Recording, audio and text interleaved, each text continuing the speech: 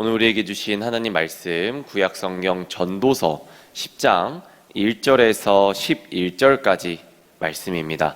이 말씀 함께 읽겠습니다. 죽은 파리들이 향기름을 악취가 나게 만드는 것 같이 적은 우매가 지혜와 존귀를 난처하게 만드느니라.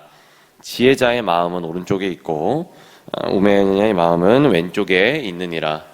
우매한 자의 길을 갈 때에도 지혜가 부족하여 각 사람에게 자기가 우매함을 말하느니라. 주권자가 내게 분을 일으키거든 너는 내 자리를 떠나지 말라. 공손함이 큰 허물을 용서받게 하느니라. 내가 해 아래에서 한 가지 재난을 보았노니 곧 주권자에게서 나오는 허물이라. 우매한 자가 크게 높은 지위들을 얻고 부자들이 낮은 지위에 앉는도다. 또 내가 보았노니 종들은 말을 타고 고관들은 땅에 걸어 다니는도다.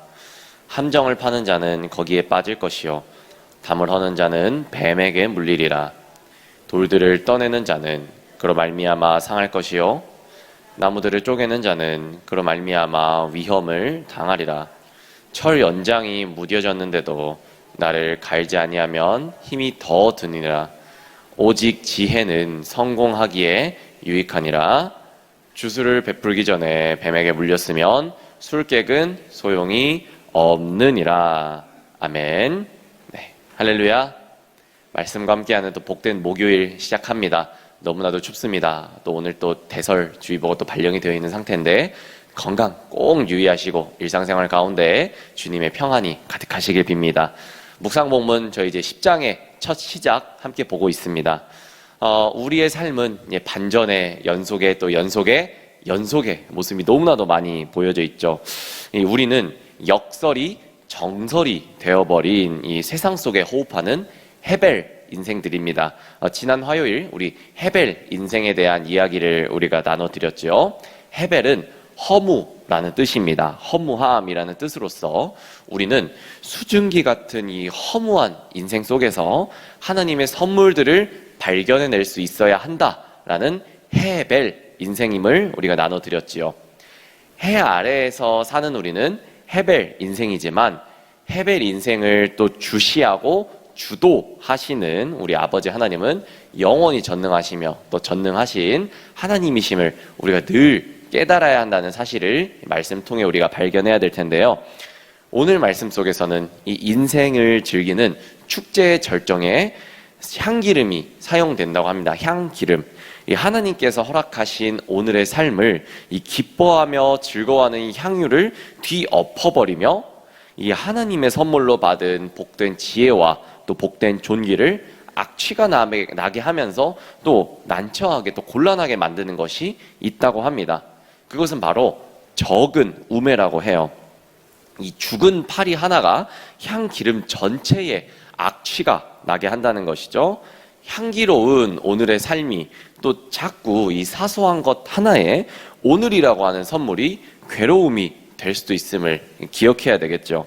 이것은 우리가 어제 묵상했던 9장 18절 말씀, 지혜가 무기보다 나으니라. 그러나 죄인 한 사람이 많은 선을 무너지게 하느니라 라는 말씀의 해석으로도 볼 수가 있겠지요.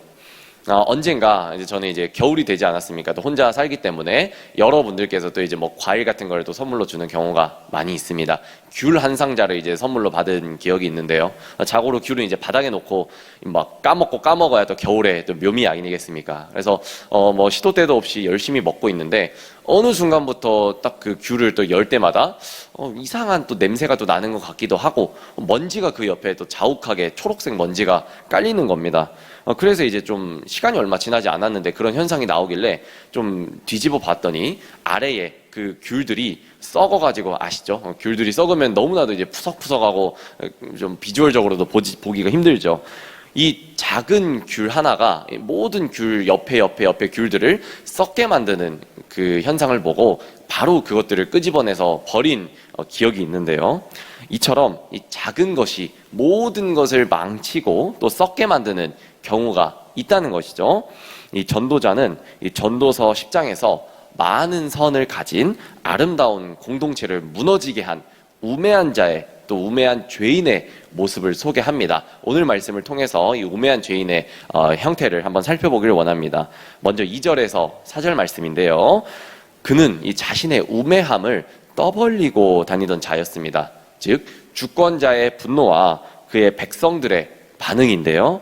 2절입니다. 이 지혜자의 마음은 오른쪽에 있고 우매자의 마음은 왼쪽에 있었다고 해요. 오른쪽과 왼쪽에 무슨 의미가 있었겠습니까? 확실한 것은 우매자와 지혜자가 바라보는 방향이 서로 다르다는 점을 이 말씀을 확실하게 내비치고 있는 것이죠.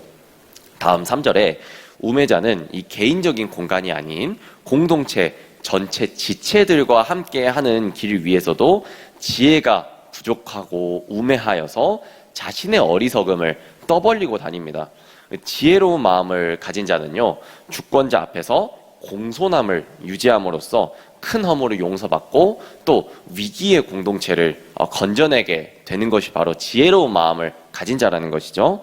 이처럼 우리 모두는 이 공동체를 흐리는 자가 또 우매자가 아니라 위기의 공동체를 건져내는 지혜자가 되어야 함을 오늘 말씀은 또 전도자는 지금 강조하고 있는 것이지요. 다음 5절에서 7절 말씀은 이 해 아래의 공동체가 당면한 상황을 소개합니다. 특별히 5절에 주권자로부터 빚어지는 허물, 이것은 이제 무엇을 바라는 것일지 우리가 또 살펴보아야 될 텐데, 주권자가 지위를 주는 일에서 일어나는 허물인지 또는 주권자가 바른 주권을 행사하지 못해서 일어나는 결과인지는 분명하지 않다는 것이죠. 6절에 부자들이 낮은 지위에 앉는다는 것이 또 재난과 연결이 된다고 합니다. 어떻게 이 재난과 연결이 되겠습니까? 바로 7절, 다음인 7절에서 등장하는데요. 7절 모습 속에서 이 종들은 말을 타고 또 고관들은, 높은 이제 선비들은 종들처럼 땅에서 걸어 다니는 상황을 통해 이 무너진 공동체의 질서를 이 말씀을 통해서 볼 수가 있습니다.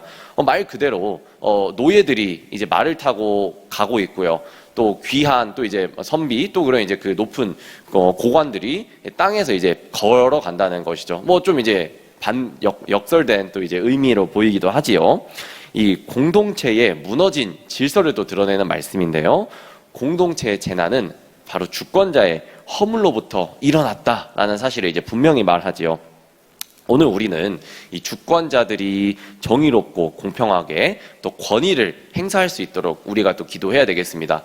왜 저래? 왜 주권자라면서 왜 저런 모습을 내비치는 거지? 라고 기도하는 것보다는 주님, 저 주권자의 허물도 인정하여 주시고 모든 정의롭고 공평함을 인도하여 주시옵소서 라고 우리가 기도해야 된다는 것이죠.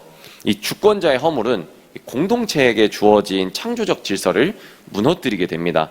즉 무능한 주권자 한 명은 이 공동체 전체를 파괴하는 이 무서운 암적 존재가 된다는 것이죠. 성경은 이 땅의 모든 권세는 하나님께로부터 주어지는 것이다 라는 사실 우리가 너무나도 깊이 또 잘 알고 있습니다.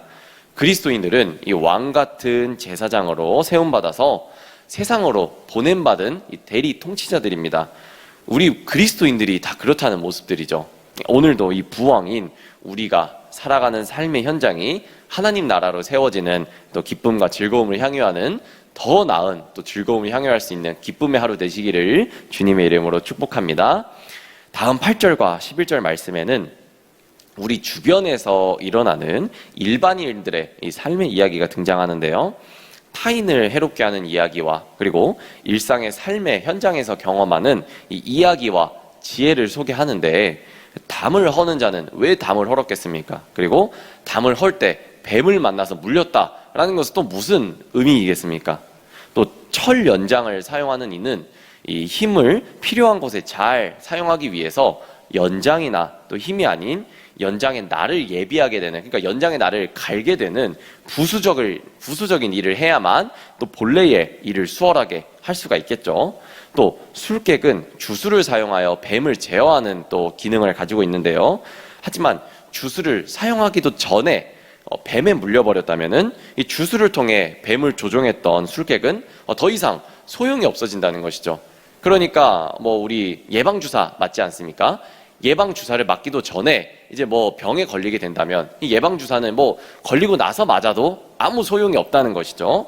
하나님께서 이 하나님의 뜻을 이 땅 가운데, 이 땅 위에 이루기 위해서 선물로 주신 오늘의 우리의 삶과 우리의 공동체를 세우는 것은 우리의 본분인데요.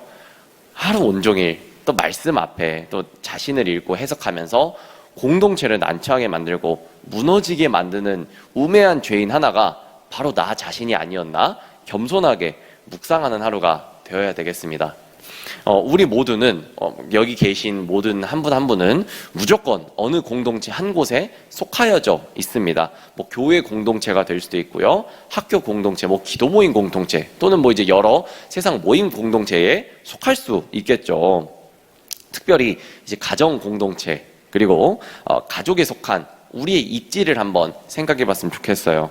내가 과연 가정의 공동체를 무너지게 만들고 또 난처하게 만드는 이 우매자의 역할에 서 있지 않았을까? 우리의 입지를 또 생각을 해야 된다는 것이죠.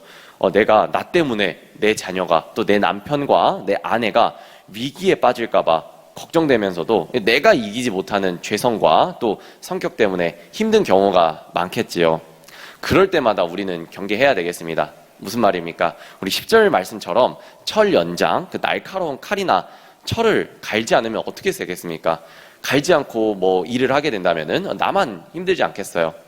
저는 이제 혼자 삽니다. 혼자 이제 살게 되면서 이제 여러 이제 요리를 또 막 많이 해 먹습니다. 그래서 저는 이제 대학교 기숙사에서 이제 살다가 혼자 이제 살게 되는 이제 자취방으로 이제 옮기게 되면서 뭐 대학교마다 다르지만 저희 기숙사에서는 이제 일절 요리를 하면 안 됐어요. 무조건 이제 전자레인지 하나만으로 모든 좀 끼니를 해결해야 됐었는데, 그 이제 먹을 것도 좋아하고 요리를 좋아하는 사람이 이제 자취방에 가니까 어떻겠습니까? 엄청나게 신나게 또 매일같이 또 요리를 해 먹었겠죠.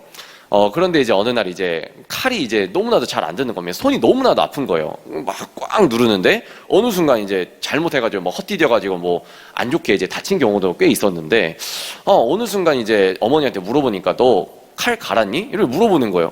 엄마, 칼을 왜 가는 거예요? 그냥 쓰면 되는 거지. 하니 물어보니까, 바보야, 칼을 갈아야 더 이제 잘 깎을 수 있는 거지, 칼은 면도날처럼 계속해서 다듬어 줘야 되는 거란다 얘기를 하시는 거예요. 저는 몰랐죠. 그래서 이제 어떻게 칼을 갈아야 될까 생각을 하다가 뭐 이런 뭐 다이소 같은 데서 파는 칼갈이가 있더라고요. 그래서 싹 갈아보고 또 이제 그런 이제 두꺼운 요리들, 뭐 이제 뭐 고기들을 딱 갈아보니까 한 방에 또 이제 잘리는 거예요. 그러니까 내 힘을 덜 들일 수가 있었다는 것이죠. 즉, 이 10절 말씀처럼 이 날카로운 칼, 또 연장을 갈지 않고 쓰면 나만 힘든다는 것이 바로 이것입니다. 우리의 신앙에도 적용되는 말씀이에요. 우리가 늘 우리의 또 기도, 또 우리의 영성을 갈고 닦아야 하나님의 또 말씀을 더 잘 이해할 수 있고, 또 다가오는 위기들을 잘 모면하고 이겨낼 수 있다는 뜻이지요. 이 새벽에 특별히 이 10절의 말씀 또 이제 묵상하면서 한 주와 또 일상을 또 돌아봤으면 좋겠어요. 아까 저희가 기도의 서두에도 말씀드렸지만 벌써 2022년도 이제 끝나갑니다. 2주밖에 남지가 않았는데, 여러분의 발걸음이 지금 어디를 향하고 계신지, 어디를 향하셨었는지, 그리고 지금 앞으로 어디를 향하실 것인지 한번 돌아봤으면 좋겠어요. 내 자녀와 그리고 내 가족 구성원의 마음을 아프게 하고 고통을 주는 우매자의, 또 미련한 자의 위치에 서 있지는 않았는지, 그리고 내 가족 구성원들에게 격려하고 기도로 후원하는 참된 부모, 그리고 참된 지혜자가 내가 과연 되어 있었는지 돌아보기를 바랍니다. 이 새벽에 경계해야 될 부분, 바로 발걸음이라는 부분이죠. 이 내 발걸음을 주님께 맡기고 우매자가 아닌 지혜자로 살아가는 우리 모두가 되어야 되겠습니다. 우리 또 이제 많은 분들께서는 어떻게 내 자녀를 잘 가르칠 수 있을까 많이 염려와 걱정이 되는 분이 있습니다. 그러나 우리가 딱 하나 기도해야 될 것은, 믿음의 부모 아래에서 자라는 자녀는 절대 망하는 길로 가지 않는다는 것입니다. 우리가 내 뜻과 내 생각으로 내 자녀를 가르치다 보면은 내 뜻과 내 생각이 관철될 수밖에 없죠. 만족이 있을 수가 없다는 것이에요. 그러나 이제 하나님이 가르쳐 주신 가르침으로 늘 이 아이에게 신앙을 잘 물려주고 기도의 부모가 되어줄 때에 또 이 자녀들을 또 잘 믿음으로 이끌어갈 수 있고, 이 자녀가 하나님이 길러주시는 자녀로서 우리는 인정해야 되고 또 길러가야 된다는 것이죠. 그래서 특별히 내 발걸음을 주님 앞에 맡기고 나아가고, 우매자가 아니라 그 발걸음을 주님께 맡기는 지혜자로 자라날 수 있는 저 여러분 모두의 삶이 되기를 주님의 이름으로 축복합니다. 함께 기도하겠습니다. 주님, 주께서 당신의 생명으로 허락하신 또 오늘 하루를 허락하여 주심을 감사합니다. 여호와의 경외의 신앙으로 함께하는 이들에게 지혜를 나누게 되기를 기대합니다. 교만하고 또 어리석은 나로 인해 공동체의 위험이나 또 재난을 당하지 않도록 주님께서 지켜 보호하여 주시옵소서. 이 땅 위에 온전한 지혜와 질서의 원천과 기준이 되신 예수님 이름으로 감사히 기도드렸습니다. 아멘.